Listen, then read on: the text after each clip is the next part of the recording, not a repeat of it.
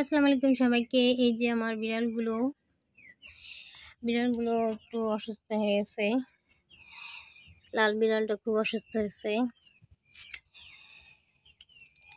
এখন কালোটা মোটামুটি আছে ভালোই, লালটা একটু অসুস্থ হয়ে গেছে। আমি 2-3 দিনের জন্য একটু বাইরে গেছিলাম, তারপরে ওদেরকে রেখে গেছিলাম খাবার, আবার একজনের কাছে দায়িত্ব দিয়ে গেছিলাম, কিন্তু ওরা ঠান্ডা লেগে গেছে।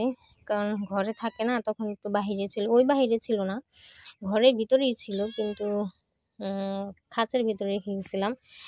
খাবার দিয়েছিল, তাও বাইরে বৃষ্টির পড়াতে বাতাসের চোটে ওদের ঠান্ডা লেগে গেছে। কিন্তু দাঁড়াও, এরকম করে না, ও মোটামুটি ঠিক আছে, কিন্তু আমার এই বিড়ালটা খুব অসুস্থ হয়ে গেছে। এখন টেনশন হয়েছে, কি করব। ও অনেক শখের ছিল আমার লাল বিড়াল, এখন ওর অবস্থা খুব কাহিল। দেখা যাক কি করা যায়, বুঝতে পারতেছি না। তো সবাই ট্রাই করবেন, যদি ভিডিওটা দেখে থাকেন সাজেশন দিয়েন আমি যে কি করতে পারি, কি খাওয়াতে পারি। এমনি তো পালি ওইভাবে, তো আর না দেশি বিড়াল না, এগুলো তো আর ওই বিড়াল না, এই কারণেই।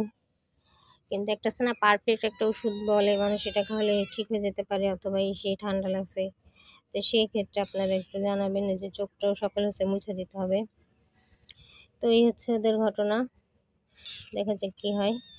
ওকে, খোদা হাফেজ। সবাই পরামর্শ দিয়ে যাবেন আমার কমেন্ট বক্সে অবশ্যই।